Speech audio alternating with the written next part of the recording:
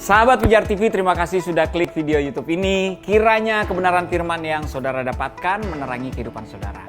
Dan untuk mudah menyaksikan video-video lainnya dan mendapatkan update dengan cepat, gimana caranya? Klik subscribe-nya. Jangan lupa berkat Tuhan jangan disimpan sendiri. Klik tombol share di bawah dan dibagikan video ini ke banyak orang sebanyak-banyaknya yang saudara kenal. Salam terang bagi Indonesia.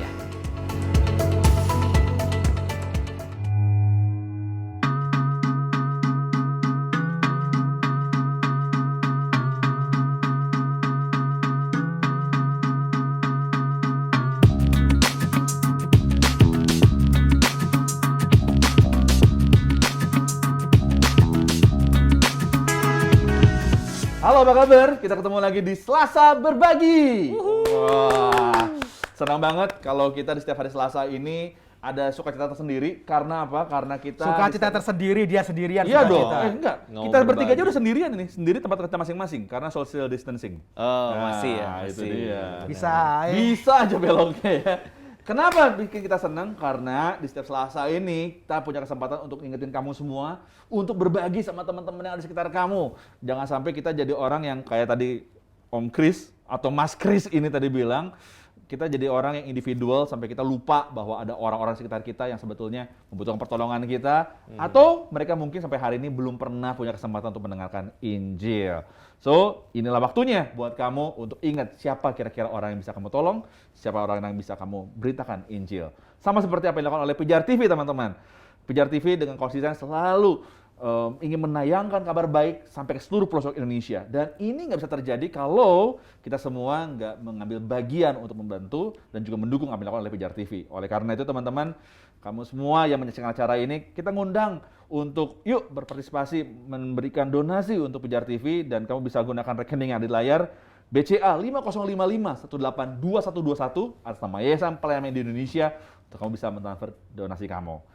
Dan mungkin sampai hari ini ada juga yang bertanya, selalu aku dengar tentang Pijar TV, tapi aku nggak tahu nih Pijar TV itu sebenarnya bisa disaksikan di mana sih? Nah, Pijar TV itu bisa disaksikan di Transvision channel 778, atau kamu juga bisa saksikan di streamingnya lewat online atau lewat websitenya di www.pijar.tv. Kalau misalkan semua pada waktu menyaksikan kita nih, kamu mungkin punya pertanyaan atau punya permohonan doa, lalu juga ingin, saya pengen konseling nih, saya pengen nanya sesuatu. Nah, silakan bisa pergunakan nomor WhatsApp yang ada di layar kamu saat ini di 0813-8700-7055, dan ada tim respon Pijar TV yang siap untuk melayani Anda semua pastinya. Satu lagi nih, dengan kamu mampir ke online shop Pijar TV yang ada di Shopee ataupun juga di Tokopedia, kamu bisa mendapatkan ada Mercedes Pijar TV di sana, lalu juga ada USB pengajaran dari Dr. Bambang Nursena ataupun juga dari Pendeta Esra Alfred Soru untuk kita bisa belajar tentang firman Tuhan lebih lagi. Oleh karena itu, kita mengundang kamu untuk mampir ke online shop-nya Pijar TV yang ada di Tokopedia ataupun di Shopee. Nah, itu dia ya. Oke, langsung aja. Saya tadi nggak sendirian, sama seperti apa yang tadi Peter Kris tadi bilang bahwa saya nggak sendirian pastinya. Ada teman-teman saya di Selasa Berbagi ini, pastinya ada Randy dan juga ada Mas Kris. Luar biasa. Halo, Mas Kris, kenapa kok tidak sukacita hari ini? Kenapa? Apakah sukacita itu harus ditunjukkan dengan Oh iya, nggak gitu juga ya. Jadi sukacita itu bisa ditunjukkan lewat apa, Mas Kris? lewat memberi, Gitu ya. lewat berbagi. Oh gitu. Itu sukacita juga. Hmm. Jangan selalu melihat raut muka orang yang mukanya kayak gini itu nggak sukacita, salah. Oh, belum tentu. Jadi sesuatu yang dilihat, yang terlihat itu belum tentu sesuai dengan apa yang dalam pikiran kita. Iya. Sesuatu yang nyata belum tentu ada, sesuatu yang tidak nyata belum tentu tidak ada. Sama seperti tema kita hari ini. Nah, iya. Gereja online bukan gereja. Nah, itu. Yang gereja belum tentu gereja. Ayo. Yang gereja kelihatan itu belum tentu gereja. Tapi juga yang nggak kelihatan Bisa jadi gereja. bisa jadi itu gereja. Benar. Nah, cara baca tema ini juga sama. Gereja online bukan gereja tuh bisa gini, gereja online bukan gereja, atau gereja online bukan gereja, atau nanya. Ada pertanyaan, ada tanda tanya di belakang. Jadi sebenarnya gereja online itu termasuk gereja apa enggak sih sebenarnya? Bukan, Rendra jawab, Rendra. Itu pertanyaan. Kirain gimana kunci? Mas, ini sudah dimulai.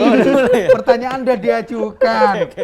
Lewat tahun kok jadi lupa flow-nya. Kasihkan libur. Oh, kasihkan libur. Piye, Ren? Gimana, Ren? Gereja online bukan gereja, pertanyaannya gitu ya. Nah, sebenarnya kan kita perlu definisikan dulu apa itu gereja kan. Apa itu gereja? Nah, Iya, iya. Gereja itu kan bicara tentang kumpulan dari orang-orang yang telah diselamatkan, telah ditebus, dikeluarkan dari kegelapan menuju kepada terangnya yang ajaib untuk memberitakan perbuatan-perbuatan Allah. Jadi ketika bicara gereja itu udah pasti komunitas orang percaya. Nah, pertanyaannya sejauh mana gereja yang bentuknya online, komunitas online ini bisa menghidupi nilai-nilai atau esensi dari perkumpulan orang percaya tersebut. Kalau kita baca di Kisah Rasul, sampai beberapa pasal di awal itu belum keluar tuh istilah congregation, jemaat atau gereja. Tapi di situ bukan artinya gereja itu belum ada.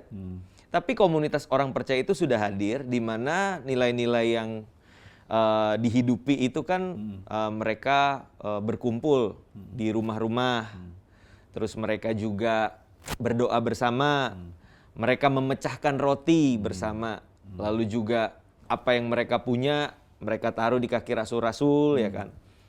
Nah, esensi ini ada nggak di dalam komunitas online tersebut? Gitu. Sejauh mana? Let's say kita bicara ibadah online atau gereja online via YouTube gitu kan, satu arah. Sulit untuk komunikasi. Betul. Nah, lalu bagaimana nilai-nilai, let's say fellowship, berbagi roti udah nggak mungkin dong makan di rumah masing-masing masa gitu kan. Walaupun itu pernah dicoba, aku juga pernah, yuk kita fellowship makan di rumah masing-masing, tapi rasanya kan beda ya. Gitu. Ada nggak nilai-nilai itu yang coba untuk dihidupi di tengah-tengah komunitas online gitu. Jadi aku belum akan berkata gereja atau bukan, tapi nanti dalam percakapan kita mungkin akan bisa kelihatan apakah benar gereja online itu bisa menghidupi nilai-nilai seperti berfellowship, memecahkan roti bersama, berdoa bersama, dan hidup bersama dalam arti apa yang dibutuhkan itu dibagikan bersama-sama. Gitu. Iya sih, tapi sekarang justru dari apa yang definisi tadi dibilang berkumpul bersama, ada fellowship bareng. Di bayangan kita kan adalah pertemuan secara fisik langsung kan. Iya. Tadi juga diomongin kalau online justru kita jadi kayak apa sih, kayak bikin sesuatu yang kita tuh kayak menipu diri kita sendiri gitu loh. Bahwa sepertinya kita benar-benar bertemu tapi kita sebenarnya nggak ketemu, yang istilahnya virtual gitu kan. Sedangkan inti dari gereja tadi, dari definisi tadi, ya persekutuan, ya bertemu secara ada interaksi langsung gitu. Ya, Mas Kris setuju sama apa yang Randy tadi bilang? Aku mau bilang nggak setuju, gak ya, nanti pulangnya sama siapa? Ada banyak, transportasi umum banyak kok. Tapi lebih enak sama dia. Supirin. Gitu. Jadi ya maaf ya Pastor Randy ya. Iya. Jadi kalau menurutku gereja online itu gak jelas. Wah ini. Garis itu. Kenapa nggak jelas ya? Rasa gini, harus ada pertama gadget, kedua kuota. Dengan segala keadaan yang seperti sekarang ini, ya puji Tuhan udah mulai membaik ya di tahun 2021 dan 2002 ini. Tapi kita masih sering dengar sih, paling tidak aku yang ada di sekitar lingkunganku masih sering dengar ketika orang-orang, anak-anaknya mereka harus belajar dan kemudian tidak ada kuota. Ya meskipun dibantu tapi nggak turun-turun juga itu kan. Kita nggak ngomongin itu. Tapi yang jelas ya kesulitan kuota gitu. Itu yang susah. Dan apakah ada? Aku nggak dengar sih itu. Aku nggak dengar adakah gereja-gereja yang memberikan fasilitas berapa gigabyte ya buat jemaatnya gitu. Jadi ya jelas tadi banyak sekali lah kalau dikatakan, Randy tadi katakan gereja untuk semua orang gitu kan kalau lihat dari Kisah Para Rasul. Nah ini kalau gereja online hanya gereja bagi orang-orang yang punya kuota kan gitu kan. Itu sih menurut saya. Jadi gak jelas konsepnya seperti apa. Tapi kan gini Mas, yang penting kan sebenarnya adalah rasa persekutuan ya, rasa dekatnya, rasa bahwa kita tetap bersama-sama walaupun kita nggak ketemu langsung itu mungkin Mas. Exactly. Yang punya kuota. Terus yang nggak punya kuota di-exclude gitu kan. Oh sorry ya, kamu nggak bagian dari saya. Iya Kamu nggak sih. punya kuota. Gitu. Iya kan? Itu yang terjadi kan. Iya ya. Kadang-kadang justru kasihan ya sama yang nggak punya kuota, jadinya mereka nggak bisa ngumpul. Jadi esensi dari gereja itu sendiri jadinya hilang. Jadi persekutuan orang-orang yang punya kuota. Jadi gereja online adalah persekutuan dari orang-orang yang punya kuota kan gitu. Kenapa Ren? Lu punya pendapat Ren soal itu Ren? Ya. Ya, Ini sorry loh ya, saya kan disuruh terus terang ya kan. Terus terang. Iya, terus terang terus lah. Ya kalau dalam hal ini sih memang pasti kuota itu menjadi kuota gadget ya, platform yang kita punya untuk mengakses itu kan jadi kendala juga ya. Tapi kan di sini memang balik lagi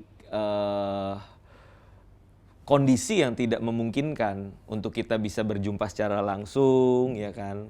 Yang kemarin juga sempat terjadi perdebatan antara mereka yang dari awal bilang apa itu gereja online gitu kan. Lalu akhirnya ramai-ramai beralih ke online gitu. Betul. Ya memang kita nggak bisa berkata banyak karena itu yang sedang terjadi di tengah-tengah bangsa bahkan di tengah-tengah dunia kan. Aku sependapat dalam hal ini ya bahwa memang itu perlu dijadikan satu catatan khusus mengenai kuota kemampuan dari jemaat untuk dia bisa mengakses dan sebagainya. Dan aku rasa gereja perlu untuk mencari tahu, ada nggak sih jemaatku yang sedang dalam kondisi begitu memprihatinkan sehingga untuk beli kuota pun mereka kesusahan. Aku rasa itu perlu ya, apalagi di masa-masa pandemi. Dan buat aku itu jadi menjawab esensi dari apa yang dibutuhkan itu menjadi kepentingan bersama juga kan gitu untuk saling mengisi. Kayak gitu mungkin dari aku. Jadi maksudnya Randy sebetulnya ini harusnya jadi kesempatan buat gereja untuk memperhatikan jemaatnya lebih. Ketika mereka bisa menemukan ada jemaat yang nggak punya kuota, kita bisa perhatikan. Bahkan mungkin kita nggak ngasih kuota doang ya. Bisa kasih sembako misalnya kalau mereka butuh. Exactly, betul. Kalau gitu, ada nggak sih kelebihan dari gereja online itu sendiri dibanding gereja fisik? Atau gereja online itu harusnya jadi bagian apa sih bagi gereja harusnya? Kalau dalam hal ini ya, aku perhatikan memang Kayaknya hidupnya berat Pak tadi. Itu dia, kayaknya Itu. kegemukan. karena ini kan sesuatu yang dilematis. Jadi menarik nafas panjang tuh artinya belum ada jawaban yang pasti gitu kan.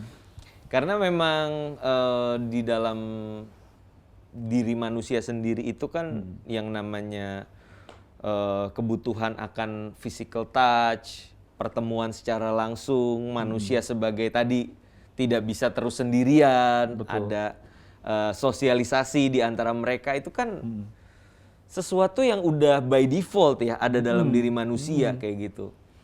Jadi yang menjadi dilema adalah ketika orang-orang itu udah terlanjur nyaman di dalam zona online ini gitu. Sehingga ketika pandemi sudah mulai mereda, keadaan sudah membaik, lalu mereka berpikir kayaknya nggak perlu lagi deh kita ketemu secara langsung, ya kan? Kayaknya secara online lebih efektif, lebih efisien, lebih hemat budget mungkin dan sebagainya kayak gitu.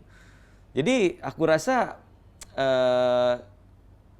sampai hari ini kita akan selalu ada di persimpangan itu sih gitu untuk menemukan titik temunya di mana sih gitu. Cuma pada akhirnya sih kalau buat aku pribadi ya karena aku pribadi melayani teman-teman di Master Plan Youth gitu kan dan tim lead Bank GBI itu pernah meneliti bahwa 95% anak muda itu menginginkan ibadah seperti biasa sebelum pandemi. Jadi ibadah onsite. Hanya 5% yang ingin tetap beribadah secara online. Nah itu kan sebuah realita yang memang benar gitu loh. Aku sendiri mengadakan online service dari awal pandemi via YouTube Wah, yang join awal-awalnya rame, Bang. Wow, 50, bahkan bisa lebih dari itu. Wah, kita seneng banget kan. Wah, seru nih. Tapi lama-kelamaan sebulan, 2 bulan, 3 bulan, jumlahnya tuh menurun. Kuotanya habis, gak ada yang kasih. Tetap ya. Dia tetap lari ke kuota. Bisa jadi. Atau bisa jadi dia cari tontonan yang lain kan. Ibadah ini nggak seru nih, gue nonton vlognya siapa, kayak YouTuber siapa. Gitu kan. Jadi kecenderungan itu ada gitu loh. Ya, jadi akhirnya kita dari yang cuma online service via YouTube, akhirnya mulai mungkin ada nggak ya ibadah yang bisa lebih interaktif, akhirnya kita pakai Zoom meeting juga gitu loh. Karena pada dasarnya kita butuh itu, butuh komunikasi 2 arah. Kalau belum bisa bersentuhan secara langsung, ketemu tatap muka ya minimal via Zoom meeting. Tapi kalau orang nanti ditanya lagi, Zoom meeting sama ketemu langsung gimana beda? Ada beda nggak? Iyalah, pasti lebih seru ketemu langsung. Gitu. Jadi ya aku harus akui sih bahwa memang gereja online atau aktivitas rohani secara online it's good. Tapi apakah itu cukup untuk menggantikan pertemuan-pertemuan secara langsung? Aku rasa belum bisa sih dan nggak akan bisa gitu. Nah, itu akhirnya dia balik lagi ke sebuah pertanyaan yang selalu ditanyain sama audiens kita gitu ya. Jadi sebenarnya gereja online itu sah nggak sih? Karena pertemuan nggak ketemu langsung gitu loh. Kan bersekutu tapi nggak bertemu langsung. Itu membuat gereja itu menjadi sebuah, itu tuh benar-benar gereja atau bukan gitu loh jadinya kalau kayak begitu. Mas Kris mau punya pendapat lain nggak Mas kalau soal ini Mas? Lu masih mau nanya saya lagi gitu. Oh, kira mau ngomongin kota lagi, bukan ngomongin kota ini pasti kan? Kalah. Karena ini memang kesahan orang. Karena kuota saya udah habis, jadi nggak diomongin lagi kan gitu. Ngomongin kesahan bahwa gereja itu harusnya bersekutu, harusnya bertemu, tapi ini akhirnya nggak bisa bertemu gitu kan? Malah tadi jelas banget. Aku pernah gini, aku pernah di awal pandemi, waktu pro dan kontra online atau offline dan segala macamnya, ada orang yang memaksa tetap bertemu meskipun kayak bertemu meskipun nanti akan kena virus ya nggak apa-apa, aku cukup dilindungi segala macamnya. Aku cukup berpikirlah pada awal pandemi gitu kan, dan sempat bikin konten juga bahwa sekilas aku bisa berkatakan bahwa dua-duanya aku nggak enforce kedua-duanya gitu kan. Baik online aku juga nggak enforce, ketemuan di gereja secara banyak orang seperti reguler itu aku juga nggak enforce juga. Yang aku berikan adalah saran itu, Randy tadi ini mungkin setuju gitu kan, setuju di situnya. Kembali kepada apa yang dikerjakan oleh rasul-rasul, gitu. Jadi kurasa problemnya adalah pada jumlah. Problemnya adalah pada pertama jumlah daripada jemaat. Yang kedua adalah kenyamanan dan terlalu enak gitu. Iya. Pada kebiasaan pertemuan yang besar dan kemudian dengerin musik dan goyang-goyang itu sudah terlalu enak gitu kan. Dan ketika diperhadapkan kepada situasi yang memaksa mereka tidak bisa berkumpul bareng-bareng, itu nggak enak. Dan ini terjadi ketika orang-orang Yehuda yang terakhir kan dibuang ke Babilonia dan mereka meratap di Sungai Kebar. Dan mengatakan bahwa bagaimana aku bisa menyanyikan lagu kepada Tuhan Sion gitu, di Sion. Kalau keadaanku seperti ini, musuhku meminta aku bernyanyi, nggak bisa gitu kan. Keadaannya seperti itu. Tapi mereka berkumpul sendiri-sendiri. Mereka tidak bisa pergi beribadah, tidak bisa merayakan perayaan-perayaan yang mereka bisa lakukan dan pergi ibadah suci, nggak bisa gitu kan. Dan ini menarik karena kemudian terjadilah, kurasa ya, sinagog mulai dari sini gitu kan. Energi mereka dialihkan untuk belajar kitab suci. Maka era kerabian banyak yang saya baca mulai dari situ. Nah, di gereja mula-mula pun demikian kan. Ketika tersebar di mana-mana, di gereja rumah-rumah, para pemimpinnya yang berkunjung memastikan kan. Para rasul berkunjung kemana-mana juga gitu kan. Satu tempat ada beberapa orang saja. Di awal aku berpikir demikian di awal, bahwa ini orang-orang tahu kan jemaatnya ada di mana saja. Gitu. Daripada memaksakan hanya pada online gitu kan, saya ambil jalan tengah, orang-orang yang tidak ini dikunjungin, Meskipun nggak ketemu langsung, tapi di pagar. Bisa itu di pagar, sama bisa di pagar. Gitu kan. Terus kemudian sambil ya apa kabarnya, aku doakan ya. Itu kan sama, gitu bertemu gitu kan. Ada pertemuan fisik sambil membawa vitamin, sambil membawa makanan segala macam saat itu. Tapi itu tadi kan nggak banyak yang melakukan Benar. itu di awal-awal itu nggak banyak. Padahal seharusnya itu jadi hal yang sangat luar biasa kalau itu dilakukan ya. Berkunjung, benar-benar berkunjung gitu kan. Tidak hanya kepada orang yang membutuhkan. Kan yang saya dengar atau banyak kan tahu adalah wah isi datamu dan kemudian kasih tahu kami apa yang kamu butuhkan segala macam. Iya. Harusnya nggak gitu.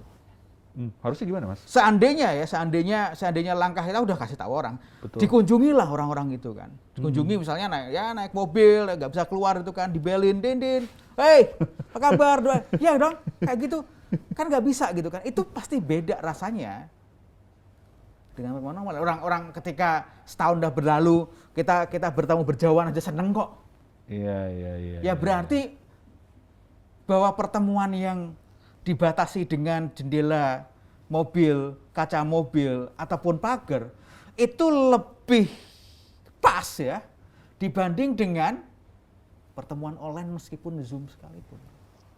Itu dampaknya pasti akan lebih berbeda. Coba bayangkan kalau itu dilihat tangga kanan kiri. Secara tidak langsung sudah menunjukkan this is how the Christian living. Seperti inilah harusnya orang-orang percaya hidup gitu kan. Gitu bayangkan gitu kan. Berapa banyak kita kehilangan kesempatan mengenalkan Yesus dengan tindakan kita. Wow. Iya sih, itu nggak kepikir sih. Ya, kebanyakan dari kita ya waktu pandemi ini membatasi kita ya. Karena pemikirannya kan selalu orang gini, bahwa dengan adanya online, itu kita sedang membawa gereja ke rumah kita. Untuk kamu bisa menikmati gereja Itu Tuhan. tagline yang salah, bro. Dari dulu gereja itu di rumah, kok membawa gereja ke rumah ini? Dari mana ceritanya ini? Jadi Dari nggak setuju? dulu Nggak setuju dengan dimulai itu? gereja itu di rumah, jemaat di Filipi, jemaat di Kolose itu udah di rumah. Kami membawa gereja kembali ke rumah. Nggak setuju dengan istilah itu? Ya karena dari dulu seharusnya gereja di rumah gitu loh. Pemuritan dimulai di rumah. Pengajaran dimulai di rumah, dari dulu semuanya dimulai di rumah. Bukan sesuatu yang baru berarti? Bukan sesuatu yang baru, ngadi-ngadi. Tapi di satu sisi kita juga tidak bisa memungkiri bahwa ada beberapa orang yang mungkin belum kenal Tuhan, lalu mereka lagi sedang dalam keadaan yang sulit, mengalami situasi yang buruk dalam hidupnya, lalu somehow bisa dia cari-cari di beranda YouTube-nya, kebawalah ke satu ibadah online dari gereja tertentu, lalu dia mulai mengikuti, menikmati pujian penyembahan dan akhirnya malah ngalamin Tuhan. Oh itu benar, itu benar juga. Yang saya katakan adalah ya tadi, kalau gereja untuk semua, ya dan panggilan untuk semua, nanti kawan-kawan yang tidak beruntung memiliki kuota yang cukup dan gadget juga jangan dilupakan. Itu poin-poin saya di situ. Makanya saya bilang, saya nggak against online, juga nggak enforce online juga. Gitu. Ya. Setuju sih. Jadi memang pada akhirnya ketika kita, apalagi kalau sudah bicara soal pengembalaan ya, mindset kita waktu mengadakan sebuah ibadah itu seperti apa gitu. Apakah cuma sekedar kita gereja sebagai penyelenggara ibadah, ya kan? Iya. Lalu tugas kita apa? Ya udah kita bikin satu taping atau live streaming yang berkualitas, yang baik, sehingga jemaat bisa menikmati. That's it. Lalu kalau seperti itu, apa bedanya gereja dengan event organizer? Dengan semacam satu organizer yang bisa membuat suatu acara dan akhirnya kalau itu selesai, tugasnya selesai. Nah, tapi kalau bicara soal, udah ngomongin soal penggembalaan, itu kan perlu relationship, perlu sentuhan-sentuhan, ya kan? Ada komunikasi yang di luar dari jam ibadah itu. Nah, mindset gereja saat ini kemana gitu? Kalau cuma sekedar, oh yang penting gue bikin konten yang menarik, konten yang seru, ibadah yang seru, cuma berhenti sampai situ, aku rasa gereja nggak akan jadi gereja. Betul, Gitu loh. betul. Ya lu cuma jadi event organizer rohani aja. Betul. Gitu loh. Makanya aku suka ada tagline ya di dalam masa pandemi ini, less production, more relation. Harus kurang-kurangin mindset yang bicara soal yang penting kita bikin produksi-produksi, acara-acara yang menarik, konten-konten yang menarik, tapi lupa bahwa esensi dari gereja itu ya tentang relationship, tentang hubungan, gitu. Jadi kita bukan artinya menentang gereja online, lalu semuanya harus kembali ke onsite gitu. Tapi hal-hal tertentu yang bisa dijalankan secara online, baiklah itu kita pertahankan. Let's say rapat-rapat, meeting-meeting yang menguras energi ya kan, yang mengandung resiko kan bisa diselesaikan lewat pertemuan secara online. Tapi untuk hal-hal tertentu yang memang itu adalah esensi, aku rasa ya kalau nggak ada kendala yang berarti kita harus ambil kesempatan itu sih. Benar, gitu loh. benar. Iya. Iya, makanya sebenarnya ini harusnya jadi kesempatan untuk kita bisa touch orang lebih gitu kan, dari apa yang bisa gereja lakukan. Karena itu selalu jadi pertanyaan gitu loh. Sebenarnya sah nggak sih orang bersekutu tapi nggak bertemu langsung? Kalau gue setuju tadi bahwa harusnya jadi kesempatan untuk kita bisa touch orang secara langsung dan mereka masa diperhatikan. Bahkan ada pertanyaan gini dari audiens kita, sebenarnya nih, apakah sebenarnya gereja tuh punya aturan yang paten nggak sih yang mengharuskan bahwa gereja itu harus dalam bentuk bertemu, dan sebuah komunitas online seperti ini kan nggak pernah diakui sebagai gereja, gitu. Ada aturan paten bahwa kita bahwa gereja itu memang harus berjemaat, harus ketemu secara langsung, atau gimana sebenarnya? Dari Mas Kris sendiri? Kalau ngomongin paten, berarti kita harus tanya kepada lembaga kepatenan. Ya kok, ya kan, udah dipatenkan belum itu semua gitu kan gitu kan. Pilih diksi yang ada-ada aja. Diomelin yang nanya. Tapi gimana Mas? Menurut Mas sendiri Mas? Ya, kurasa tidak ada yang harus begini kan. Kalau kita lihat perkembangan gereja sampai seperti sekarang ini, itu kan berkembang pesat dan berbeda ya, atau mengalami perubahan dari yang mula-mula gitu. Yang di awal ya hanya bertemu di rumah karena kelompok minoritas gitu kan. Tapi jangan lupa bahwa mereka juga, orang-orang Yahudi juga pergi ke rumah ibadah. Tapi esensinya di saat itu adalah pertemuan di rumah-rumah yang memecahkan roti itu. Itu yang harusnya jadi model kita. Dalam penerapannya kemudian ada kembangan sana-sini, harus jangan dilupakan bahwa bertemu memecahkan roti, kita bisa terjemahkan, parafrasakan secara bebas adalah makan bersama dan berbicara sambil makan. Ya, apa yang kita bicarakan ya pasti tentang Tuhan. Kalau kita lihat perjanjian baru, mereka pasti berbicara tentang Tuhan, bagaimana Tuhan dalam kehidupan mereka, bagaimana mereka menyebarkan Tuhan, menyebarkan berita kabar baik tentang Tuhan kepada kawan-kawannya, sehingga kan jumlahnya bertambah. Kurasa itu yang terjadi dan esensi utamanya. Untuk hal yang lainnya, kita bisa lihat juga ada perkembangannya juga dalam pertemuan-pertemuan ibadahmu, kayak Korintus, yang ada yang bernyanyi, ada yang bermazmur. Berarti ada perkembangan dan kemudian dan seterusnya perkembangan seterusnya juga. Karena tidak bisa kita lupakan dari budaya Yahudi juga pada saat mereka juga ada di sinagog, mereka juga memuji Tuhan ya, bermazmur ya, himne dan segala macamnya itu ada. Jadi dan kemudian muncul lagi sampai musik dan segala macamnya. Itu kurasa nggak masalah dan Tuhan bisa bekerja bagaimanapun juga. Again, aku nggak against banget dengan online, tapi itu bukan the point gitu. The pointnya adalah bagaimana kalian use the tools sebaik mungkin untuk semua orang. Jangan sampai ada yang terlewatkan. So, tidak masalah. Tetapi lagi, ketika lo bikin online, ada yang miss out nggak dari sana? Ada orang yang terlewat nggak dari sana? ada individu yang terlewat nggak dari sana? Sebelum katakan nanti kan ada orang-orang yang, iya betul ada orang-orang yang akan mendengar dan kemudian mengenal Kristus. Itu apa ya, efek atau ya efek lah yang tidak bisa kita pungkiri, pasti ada gitu kan. Tetapi jangan sampai Anda melupakan bahwa orang-orang di dalam juga perlu mendengar gospel juga. Yang tadi yang tidak punya kuota, yang segala macamnya, itu juga jangan dilewatkan. Tapi yang sedang terjadi dengan tren yang seperti ini ya, production yang macam-macam dan terusnya bikin bla bla bla bla bla. Nah, yang di dalam tadi itu yang tidak bisa mengikuti jadi tertinggal. Itu.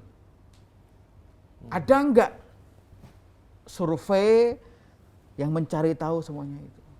Jadi ini bukan masalah sah, paten atau tidak. Kurasa pertanyaannya akan kembali saat Anda melakukan segala apapun program itu. Betul.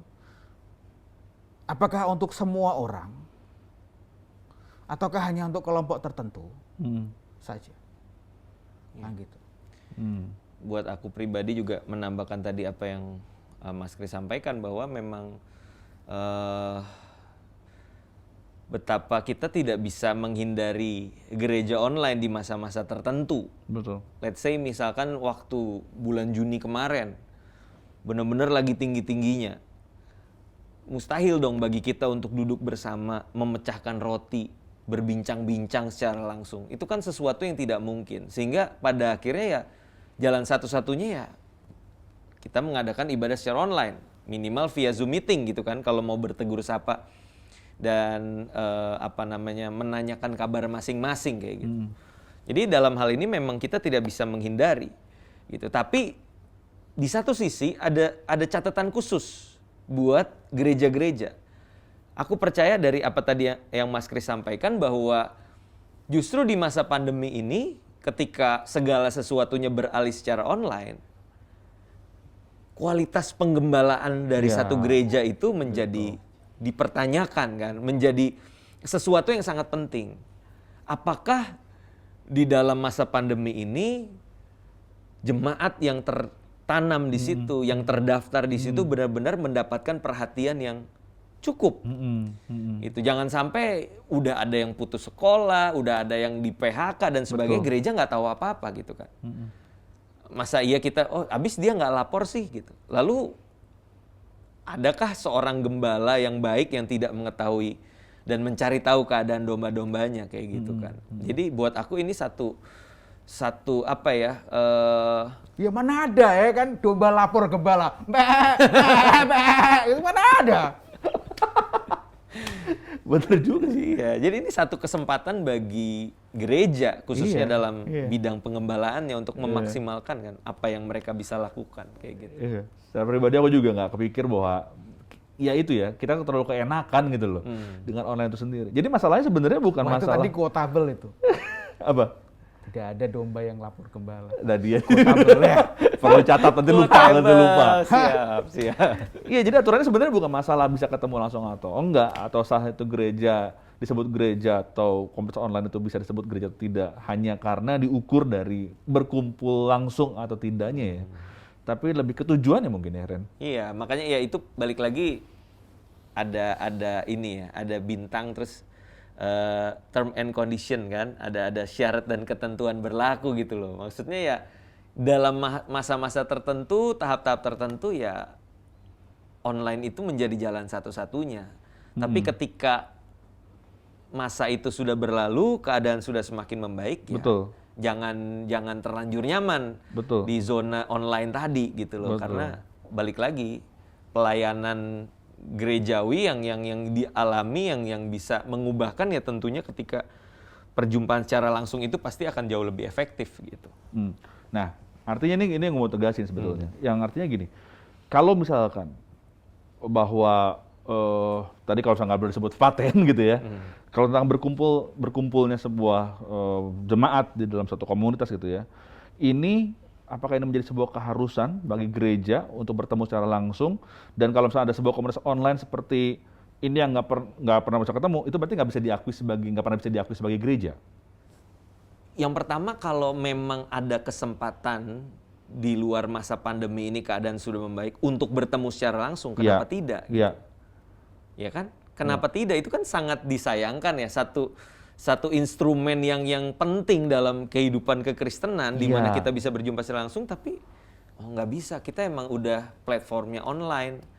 Ya lain hal kalau misalkan semua anggotanya dari berbagai belahan dunia gitu ya, mereka emang komunitas yang benar-benar internasional, Global. gitu ya. Global, ya itu mungkin beda cerita. Tapi kalau memang jemaatnya, anggotanya itu ada di satu wilayah yang berdekatan, bukankah lebih baik untuk berjumpa secara langsung kayak gitu? Dan terlebih lagi kalau bicara soal komunitas yang diakui tadi dengan adanya legalitas di tengah-tengah satu bangsa, ya tentunya komunitas yang secara online ini juga harus diakui secara negara dong. Ya kan, tentunya dalam hal ini badan hukum yang ada, paguyuban atau payung yang menjadi gereja itu apa, di bawah mana, itu kan menjadi sebuah hal yang perlu diperhatikan kayak gitu. Jadi bukan berarti ketika kita ada di masa-masa serba online, akhirnya yang penting kita ngumpul aja, yang penting kita jalanin fungsinya aja tanpa memperhatikan legalitas yang perlu untuk dilengkapi kayak gitu sih buat aku. Iya. Ya aku sih tadi ini ya agak kepincut dikit pikirannya tentang gereja nggak sampai jadi kayak event organizer gitu ya. Kalau tadi omongan dari Mas Kris tadi bahwa harusnya ini jadi persyaratan untuk kita memperhatikan jemaat secara lebih gitu. Bahkan ada pertanyaan gitu ya dari audiens kita, dia bilang gini, yang bikin kesel tuh kadang kalau ternyata pada saat gembala melihat kalau online ditonton lebih banyak daripada jumlah yang datang onsite, lalu gembala ini cukup puas dengan itu dan merasa mission accomplished dan lupa memperhatikan jemaat-jemaat yang mungkin masih tertinggal. Jadi semuanya soal about numbers gitu loh. Gimana sih Kak ngomongin gembala yang kayak gini? Ngomong gembala. Aku gak pernah ngomong sama gembala soalnya. Oh, loh bukannya gembala suka ngomong langsung sama Bapak? Iya. Gimana, Chris? Woi! Aku gini. Ya, gini. Ini pertanyaan yang cukup seru dan juga menarik. Tapi kurasa gini. Kurasa ketika Anda sudah, ini soal trust sih sebetulnya, soal trust. Trust dan belief atau trust kepada gembalanya. Mungkin gembalanya udah geser gitu atau berubah gitu kan, udah berubah gitu kan, karena situasi tak ada seorang pun yang tidak dipengaruhi oleh pandemi ini. Pandemi ini benar-benar adalah kayak gitu deh, kayak masuk kotak dan kemudian kotak itu akan mempengaruhi kita gitu kan. Mau nggak mau gitu kan. Nah, ada yang dulunya memperhatikan gitu kan. Tapi kemudian online itu menggoda gitu. Sebagai yang sering ngepost gitu kan. Sering ngepost di sosial media. Jumlah likes, jumlah view atau engagement itu benar-benar tricky dan godaan. Kalau kita fokus ke situ, kita akan kehilangan fokus pada apa yang kita mau sampaikan. Kita akan melihat nih, wah di saat ini kontenku naik nih, gua akan konten itu aja. Oh di saat jam ini konten gua naik banyak ini, gua akan konten itu aja. Dan kemudian melupakan hal yang lainnya.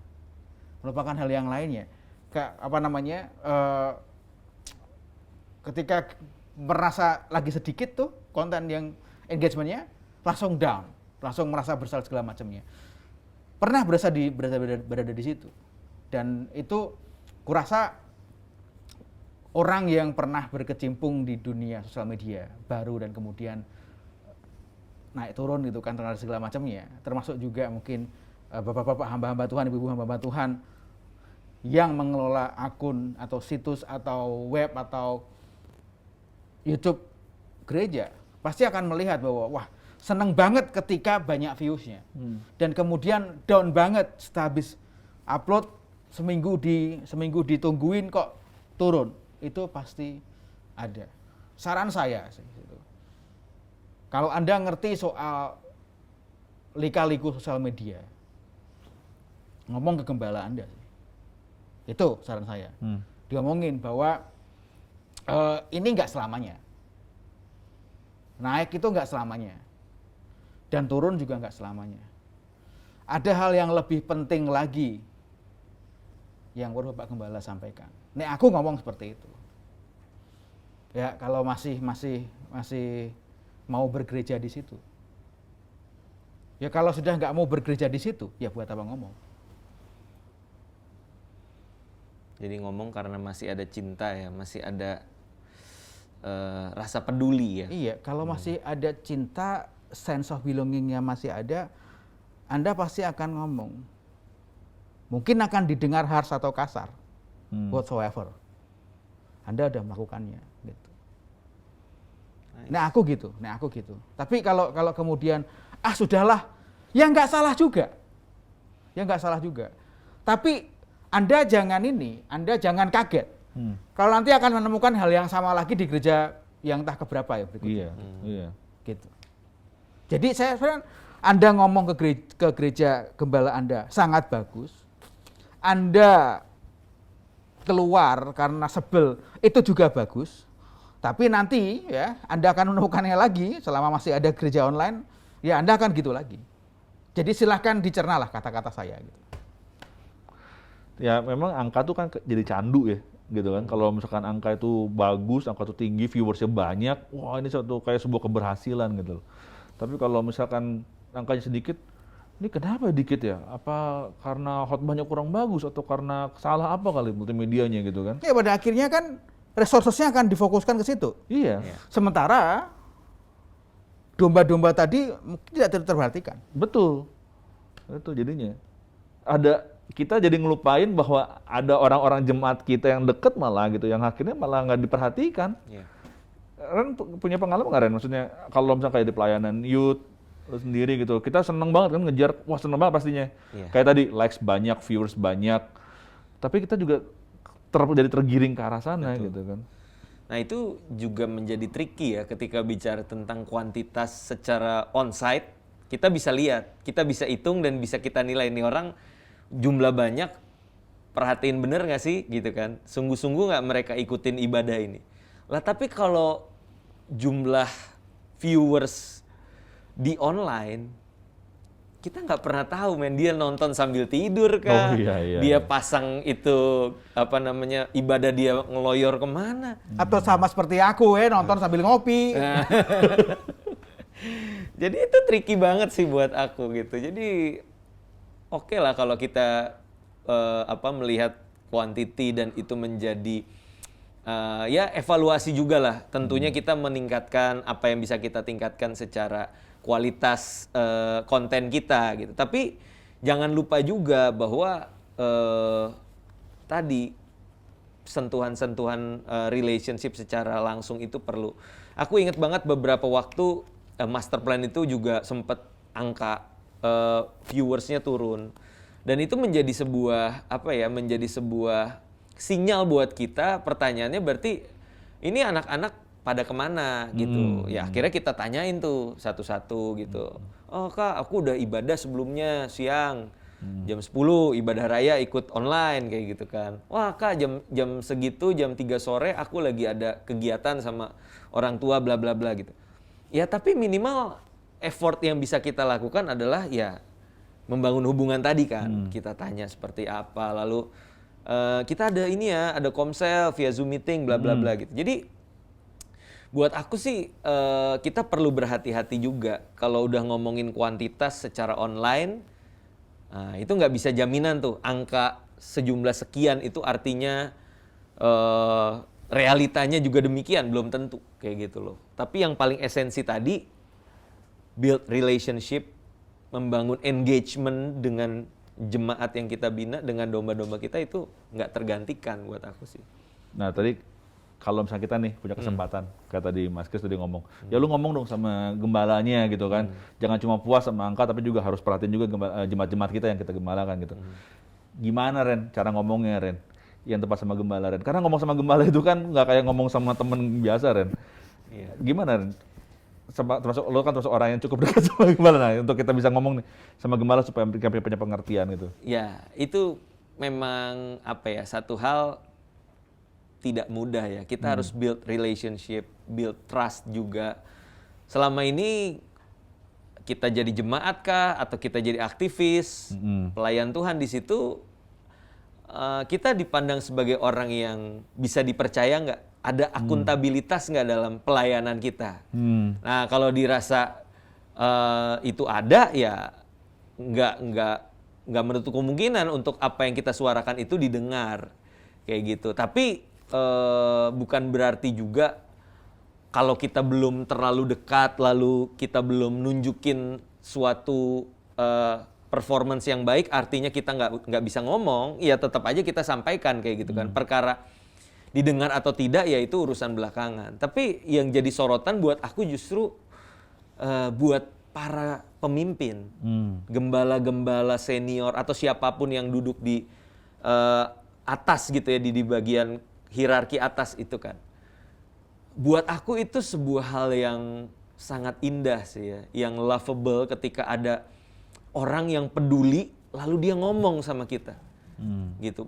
Perkara itu akan kita terima dan kita terapkan atau kita pertimbangkan lalu nggak jadi, itu belakangan. Tapi at least aku bisa lihat ada kepedulian dari jemaat-jemaat, dari orang-orang gitu. Jadi dengan kerendahan hati, aku rasa orang-orang yang justru menyampaikan itu kita anggap itu sebagai sebuah apa ya, bahan untuk kita pertimbangkan gitu loh. Dan itu kita mandangnya secara positif, artinya orang ini peduli sama gereja, orang ini peduli sama pelayanan kita. Gitu sih Bang Jo dari aku. Gitu Mas Kris. Jadinya kalau sang gembala ngomong tuh berarti karena dia peduli sama kita. Jadi itu jadi kesempatan untuk kita ngomongnya ngobrol. online atau offline? Ngomongnya online dulu kan, nggak bisa ketemu langsung sekarang. Gitu Pakai kan. WhatsApp ya. Tapi Pakai kalau WhatsApp. kirim WhatsApp juga kadang kita nggak bisa tahu nada bicara kan. Kadang bisa salah juga tuh yang Oh, bisa salah persepsi juga Salah ya kalau ngomong kayak persepsi. gitu ya. Iya, iya, iya. Jadi lebih baik memang ya Ketemu minimal langsung? Kalau nggak bisa ketemu langsung ya telepon lah kayak gitu, WhatsApp call. Kuota lagi ya kan. Kita kembali kepada Udah tahu mau ngomong gitu. Sebelum Mas Kis ngomong aku yang ngomong. kok dia jadi geser? Nah, ini ada lagi pertanyaan nih. Ini pertanyaan nyangkut juga sama apa namanya? Pertanyaan tentang kita yang lagi ngomongin tentang gereja online ini ya. Kalau di gerejaku nih Kak, yang lucu tim PW-nya. Fokusnya lebih ke arah ternyata kalau ibadah online dan hasil recording praise and worship-nya ditayangkan, ternyata suaranya bisa lebih bagus daripada kalau nyanyi di panggung. Karena kan di mixing Kak. Oh. Oke. Sampai yang lucu adalah pada saat khotbah berlangsung nih, setelah bagian praise and worship, mereka akan mundurin ke bagian mereka perform dan dengerin ulang. Lah, ini kan ibadah ya Kak. Kok bisa-bisanya fokusnya ke arah kualitas performance-nya? Menurutku hal yang kayak gini bikin aku kepahitan banget sama situasi ibadah online disalahgunakan. Kayaknya kita dulu waktu sebelum pandemi dan onsite lebih tulus deh motivasi melayani dibanding online. Nah ini konteksnya berarti gerejanya sekarang full online, dulu onsite ya, dulu onsite, sekarang gereja itu commit full online. Gimana? Ini kayak Mas Kis udah sepakat. Ya, ada masalah apa dengan PW-nya tadi? Ya jadi pokoknya apa namanya, fokusnya lebih ke arah ternyata kalau ibadah online dan hasil recording PW-nya tayangkan ternyata suaranya lebih bagus daripada kalau nyanyi di panggung. Karena kan di mixing. Sampai yang lucu adalah pada saat khotbah berlangsung nih, khotbah lagi berlangsung, setelah bagian PW mereka akan mundurin ke bagian mereka perform dan dengerin ulang gitu loh. Karena mereka lebih mentingin performnya. Jadi waktunya dengerin khotbah, dia malah dengerin hasilnya. PW-nya mereka lagi. Narsis juga ya. Ya, ini gini, apa namanya? Kalau dikatakan orang sering bilang bahwa your adversity, adversity, kesulitan Anda itu akan membentuk karakter Anda. Orang ngomong gitu kan. Tapi ada sisi lain. Kesulitan Anda itu akan memunculkan karakter Anda. Jadi yang selama ini ketika di offline ya, senyum-senyum ya, ketawa-ketawa, dan kemudian di belakang panggung kita nggak ngerti tim PW itu pagi pada ngapain ya kan, yang jemaat pada lagi kusuk mendengarkan khotbah dan segala macamnya, tim PW di belakang mungkin sudah ibadah yang kedua gitu kan. Aku udah pernah dengerin khotbah ini tadi itu kan. Sebat dulu lah gitu kan. Apa tadi? Hey, itu kan bisa aja terjadi. Ya kan? Dan nggak ada orang yang tahu. Tapi ketika sekarang, ketika kesulitan datang dan semuanya terpampang jelas di depan, kayaknya kita itu dikuliti satu-satu loh ini di masa pandemi. Jadi bagi saya ya, jawaban saya adalah pertama nggak usah kaget, nggak usah heran. Orang Jawa bilang ojo kagetan, ojo gumunan, yo mung kuwi kasunyatan. Gitu. Saya terjemahkan ada di sini. Ada di sini ya. Subtitle-nya ada. Tim edit. Don't be shocking and don't be wondering. That's all reality. Wah, gitu ngomongnya gitu. Jadi jangan, Anda nggak usah heran, nggak perlu kaget. Ini hanya kenyataan yang baru terbuka di hadapan Anda. Bukan berarti Anda lebih baik dari mereka ketika Anda memergoki mereka, rewind dan melihat performance mereka. Itu adalah sifat naluri manusia. Setiap orang ada hal-hal yang tersembunyikan. Hanya baru-baru ini saja Anda mengetahuinya dan sadar bahwa Anda juga menyembunyikan sesuatu. Itu sih. Ketika Anda melihat ada yang buruk dari orang lain, pastinya ada yang buruk pada diri Anda. Dan yang perlu Anda ketahui adalah bahwa Tuhan yang di atas sana, kurasa fine-fine aja dengan semuanya itu. Kalau Tuhan nggak fine-fine aja, begitu dia menyanyi atau recording, langsung kesetrum. Begitu, kayak gitu. Jadi kurasa Tuhan yang dia sembah pun, itu oke lah, dia masih anak-anak. Dan kurasa kita pun bisa berkata begitu. Dia masih proses. Gua juga masih sedang berproses. Ya udahlah. Beri dia kesempatan. Sekali lagi. Tapi bukan berarti bahwa tindakan seperti itu kita biarin aja dan dibenarkan begitu aja kan? Oh tidak. Tetap kita harus kasih tahu ke dia dong. Kalau enggak, kan nggak pernah tahu dong bahwa apa yang dilakukan keliru. Iya. Betul. Pertama, ya kita bisa maklumi, kita punya masalah. Yang kedua, tadi kan seperti bilang tadi ya, ngomong kalau bisa sama yang bersangkutan, ngajak duel gitu kan. Ngajak duel. Kalau ngajak duet kan nggak bagus tadi katanya suaranya, ya kan? Ngomong sama pimpinannya, bro kak aku gini-gini, kalau ketemu gini-gini kan gitu. Ren punya pengalaman Ren sama hal kayak gini Ren? Mungkin lo pernah nemuin? Setuju. Aku pikir apa yang terlihat ketika seseorang itu di ibadah online itu menjadi cerminan bagaimana kehidupannya kan di dalam ibadah onsite-nya juga gitu. Ya oke lah yang tadi online itu nge-scroll balik ke belakang, liatin PW saat dia dengar khotbah. Mungkin kalau onsite mereka keluar semua makan somai di depan gitu kan. Nah itu pengalaman pribadi sih. Di Ebenezer somainya enak soal di depan. Jadi ya buat aku balik lagi itu bukan karena online-nya ya, tapi buat aku justru ya tadi seperti Mas Kris bilang itu akan mereveal, menyatakan karakter kita kayak gitu. Jadi balik lagi sih kalau buat aku seberapa sungguh sih, seberapa butuh sih kita dengar firman Tuhan gitu.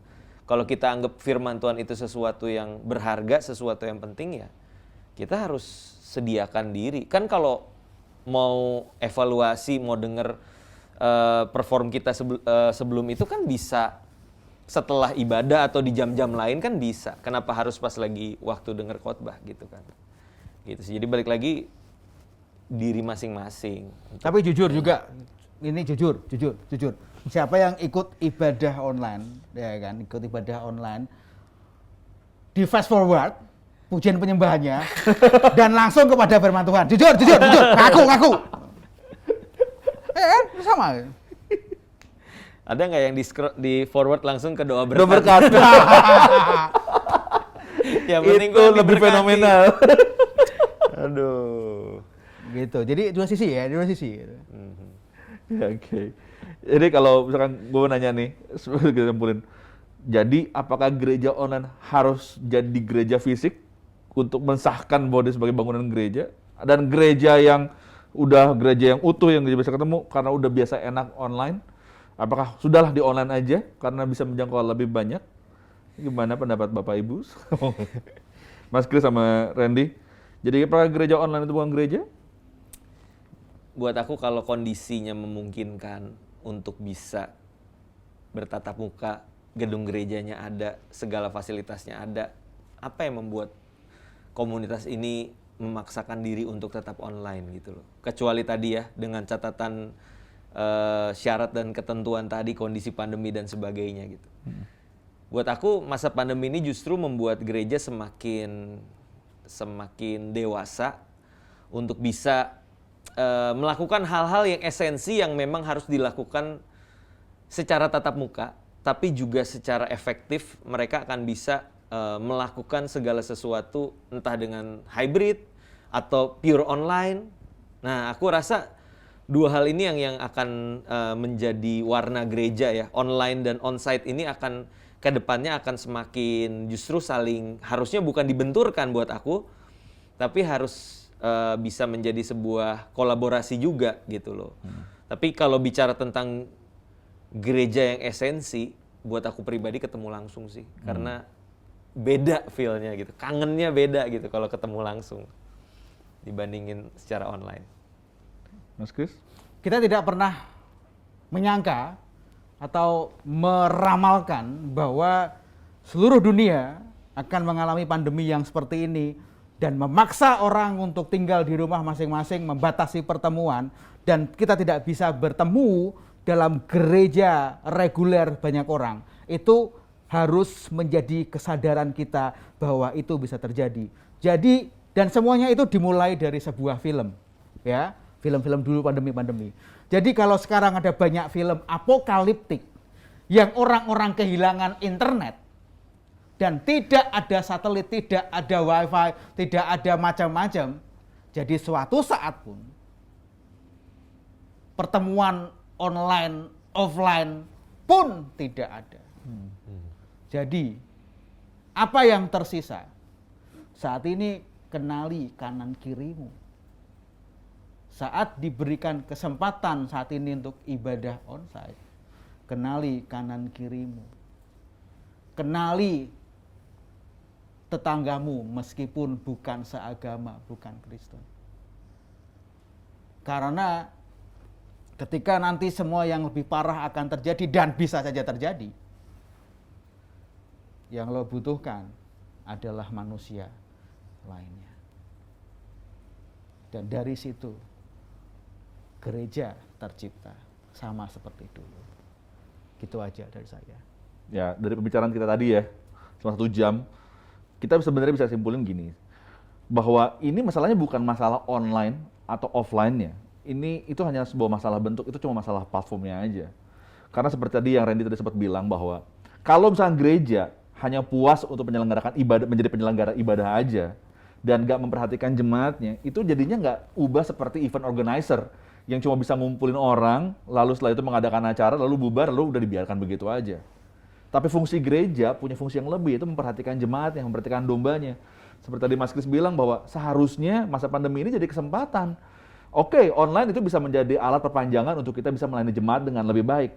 Tapi justru kalau kita nggak bisa berkumpul secara langsung, kenapa ini nggak jadi kesempatan untuk kita bisa mengunjungi jemaat kita, mengunjungi ke rumah mereka. Walaupun kita mungkin dibatasi dengan pagar, hanya dibatasi lewat kaca, tapi paling enggak, selain kita bisa memberikan perhatian bagi jemaat itu pun juga bisa jadi kesaksian untuk orang sebelah kiri kanan rumah itu, bahwa betul bahwa orang percaya itu bagaimana mereka saling memperhatikan satu sama lainnya, itu mereka penuh dengan rasa kasih dan bisa diperlihatkan, bukan kepura-puraan. Jadi jangan hanya bisa dibatasi lewat layar kaca atau online, tapi biarlah hati kita juga bisa menjadi bagian yang bisa dilihat orang secara langsung. Bukan masalah bahwa sah atau tidaknya kalau kita nggak bisa bertemu langsung, tapi apakah kita sebagai gereja itu bisa benar-benar memperhatikan setiap jemaat yang Tuhan sudah percayakan untuk kita layani. Oke, kita ketemu lagi di Selasa Berbagi minggu depan. Thank you banget buat Mas Kris, thank you banget buat Pastor Randy, dan jangan lupa untuk kita selalu memperhatikan orang sekitar kita dan beritakan Injil dimanapun kita berada. Kita ketemu lagi di Selasa Berbagi minggu depan. Pijar TV, salam terang bagi Indonesia.